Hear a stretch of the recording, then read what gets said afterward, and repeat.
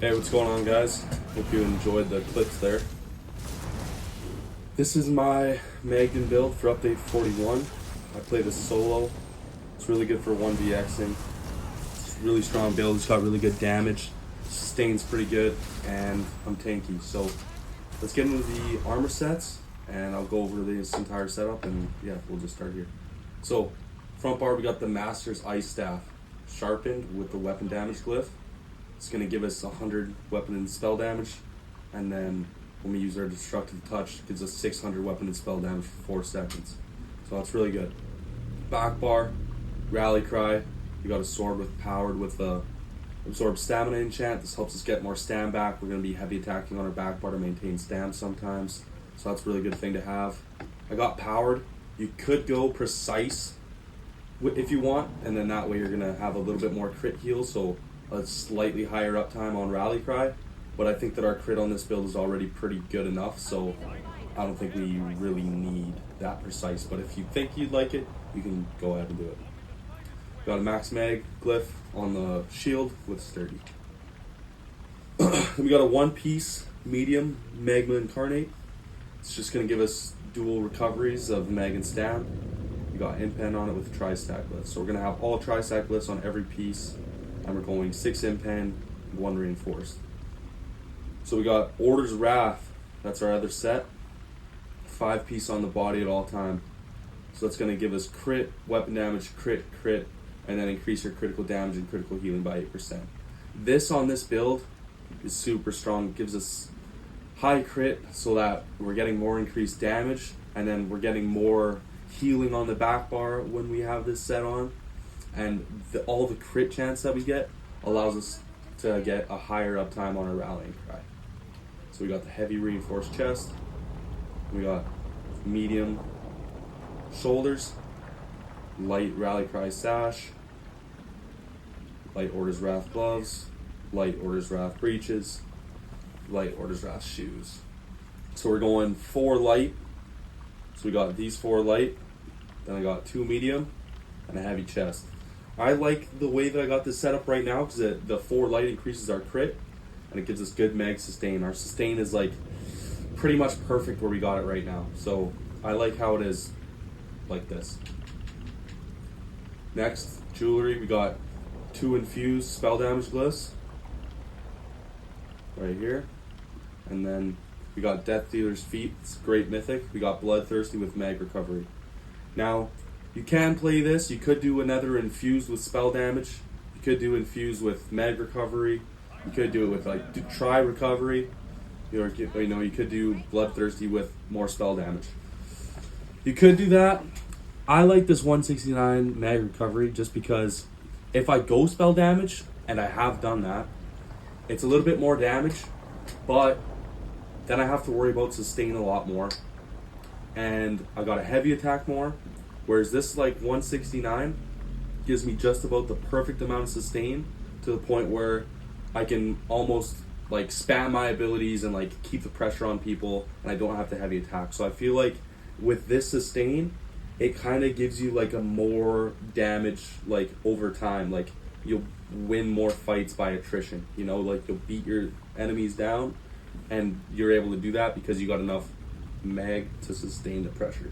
Whereas I feel like if you put the damage glyph, you can do a little bit more damage in bursts, but over time you're going to run out of resources, or you're going to have to heavy attack a lot more, and you can't quite take as much pressure when you're on the defensive. So that's why I like this, but you guys can experiment with that as you will. Go to the character sheet. Now I'm going to show you this character sheet. You guys are going to be like, oh, like you're not going to be super impressed, but it's fine. So you'll see 24.5k health, but don't worry. With Death Dealers and with the Warden Minor Toughness passive, that's going to go up to, when we're fully buffed, about 30k. Alright, so that's a normal amount of health. It just takes a little bit to get there. So don't see that and worry about it too much. Our max mag goes up to about 30k, and our max stam goes to about 18k. Really good recoveries, as you can see on the mag and stam recov. And then our spell damage are on our front bar right now, sort of low, and our crits kind of low. But we got our buffs with our skills, and I'll put a screenshot of the fully buffed stats at the end of the video. But don't worry, our stats are good, and we do a lot of damage and a lot of burst on this build. You got 64 points in the mag, Jewels of Misrule, and Vampire Stage 3. Don't forget, if you got a lot of money and you want to use Orzorga Smoke Bear Haunch, go right ahead, because that's the superior food. Okay, skills. Front bar, Lotus Blossom. This is our crit buff. We're going to keep this up the entire time. Heals us with our light and heavy attacks. And it gives us crit not only on our front bar, but our back bar as well. So it's going to help us proc our rally cry even more. As you guys probably realized, there's a reoccurring theme, and that's crit on the back bar to keep rally cry up. Because if our rally cry is down, we're going to be squishier and doing less damage. So we want to keep that up as much as we can. Then we got Deep Fissure. After the first one, it's going to affect people with about 9,000 pen, and it's going to do a lot of burst damage. It's going to hit after 3 seconds and 9 seconds. So when you guys hit this on the second tick, when it hits the second time, that's when you're going to be doing your max burst. So if you want to like line up a DB, you want to hit it like just before the shock or about just after. You know, right around the same time. You want it to hit at the same time. Next we got Bird of Prey. It's our speed, snare immunity, and it gives us minor berserk. We got Frost Clench. This is the skill that we use for the Master the Master Ice Staff. So Major Maim, that's a great skill, and it does extra damage. And one thing that I feel like people kind of overlook sometimes is it immobilizes people. I know people think that, but when you're in Cyrodiil, like I know people know that it immobilizes people. When you're in Cyrodiil, if someone's on their mount and you hit them with this, it immobilizes them on their mount. So they have to get off. Like, this is a skill that just allows you to get certain fights that you probably wouldn't get on other builds just because people would be able to run by on their mount. It's nice to be able to immobilize them and get them off their horse and then be able to fight them, you know, wherever you are. I just feel like that's something that's overlooked, but it's a really good skill. Then we got Crushing Shock. Those are elemental damage, and if people are casting, they're interrupted and set off balance or stunned. So, really good skill. If someone's like reviving someone or rezzing someone, you can hit this on them, and like it's a decent spammable, but you're gonna kind of use this like after your Frost Clench. Oh. So you're going to use it after because you're going to get the bonus weapon damage and then it's going to increase your spammable damage. So if you see someone rezzing, hit them with this. You could experiment with like the vampire ability, but I prefer this. The range is nice. Yeah. Dawnbreaker Smiting. Smiting. Oh my god, I'm struggling to talk. Anyways, it's going to be your burst damage. And it's got a decent dot on there as well. Alright, back bar, got Living Trellis. They heal you when you take damage, and it lasts about 10 seconds. You want to try to keep this up all the time, unless you're applying like a lot of damage offensively and you want to keep the pressure up. We got Ice Fortress, gives us Major Resolve and Minor Protection. So it gives Minor Protection, so don't let me see you slotting Undo on the back bar with this, because it's just a waste. Okay? I'm talking about the ult. Arctic Blast. This is our burst heal. And it stuns people. It's a very good heal. And sometimes you'll use it to heal, and sometimes you can even use it offensively.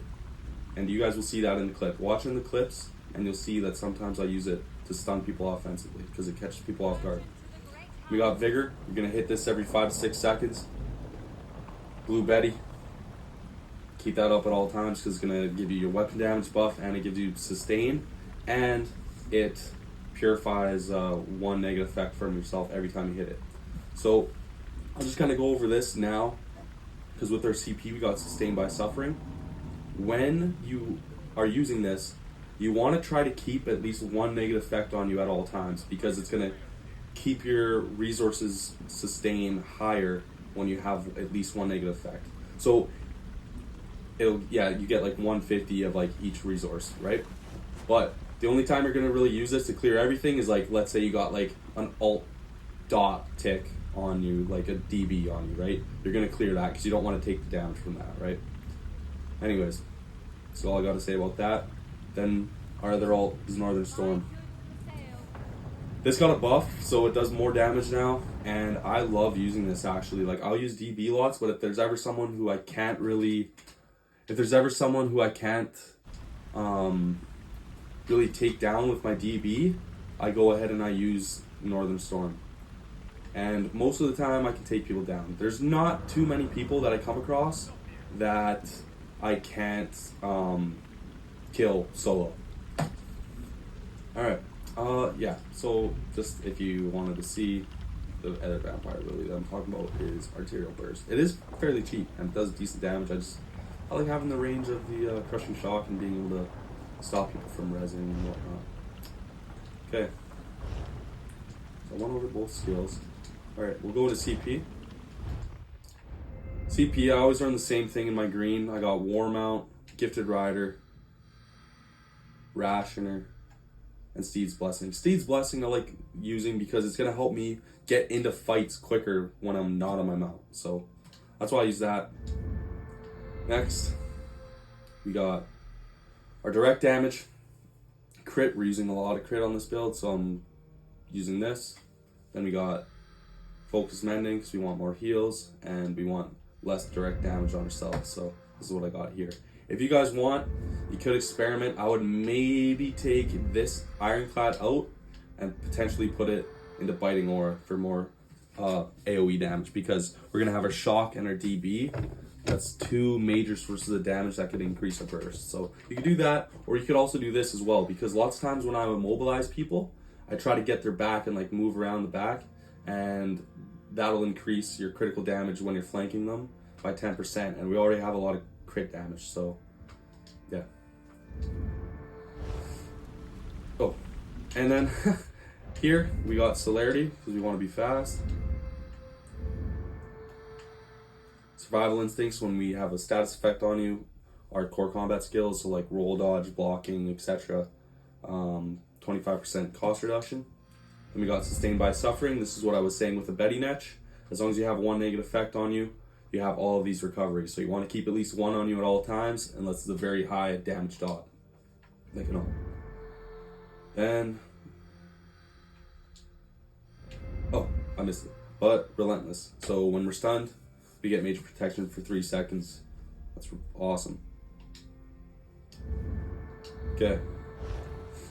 I went over the character sheet, but I'm not sure if I said Vamp Stage 3. Oh, I did. But we're using the Shadow Mundstone, if you guys didn't already see. So that's going to increase our damage a lot.